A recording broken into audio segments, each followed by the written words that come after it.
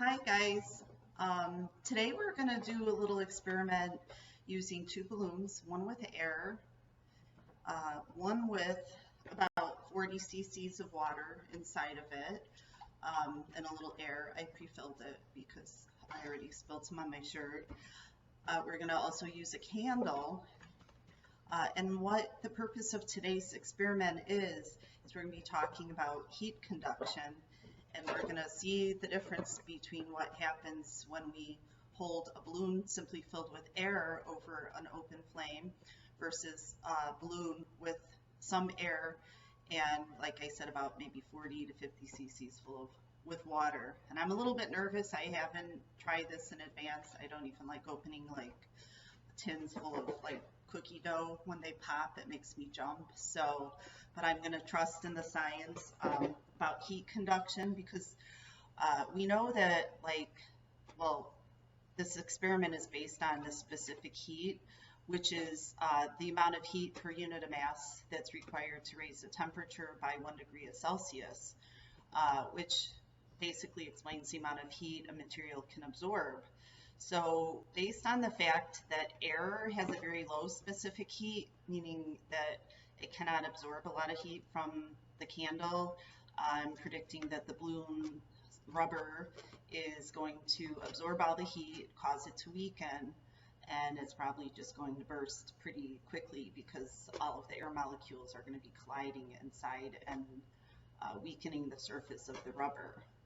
So, and actually, I don't know if I said it, but the specific heat of air is like it takes like 1 joule to raise the temperature 1 degree Celsius of air, and water is 4.19 joules, which means it takes a lot more, it will absorb a lot more heat from the candle, which should pull the heat away from the candle, away from the surface of the rubber and into the water, and just keep moving around, and the heat will rise up inside the balloon, and then the colder water, it'll just keep moving around like that inside and absorb more heat.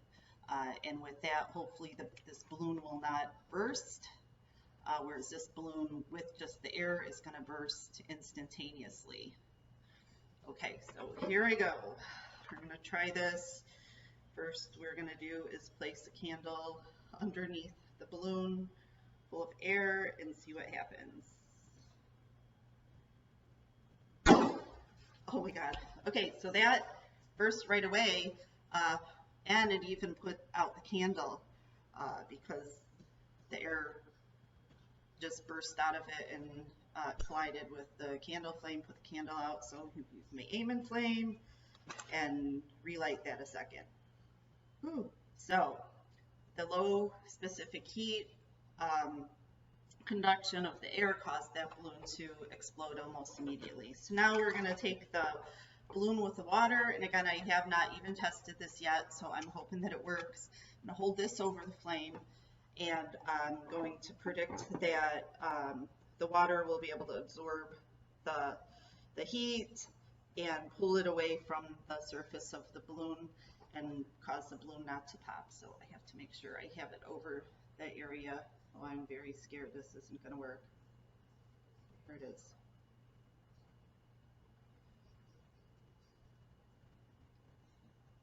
And it's not popping. Ladies and gentlemen, look at that. The flame is actually touching the rubber. I'm so afraid it's going to pop, but it's not popping. Wow.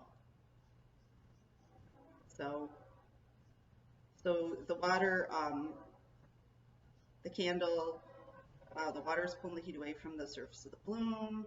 The water absorbs the heat because it has a specific higher heat rate than the air. Wow.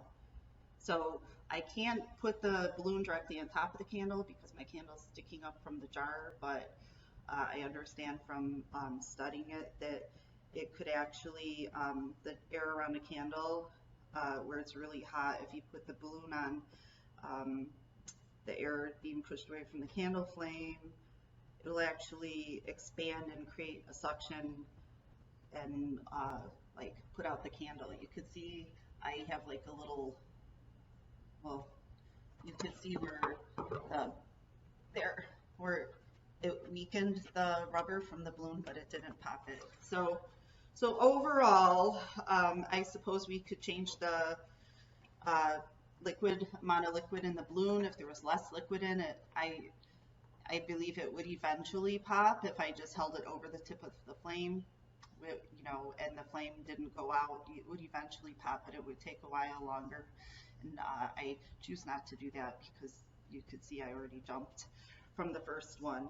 But we cannot make the air pressure build up because my candle is above the surface of the glass. But overall, I think we proved our experiment about you know, real heat and heat conduction, and that air has a lower amount of heat, specific heat than water, and that's why the balloon filled with air popped much quicker than the balloon with the water. So thank you for watching.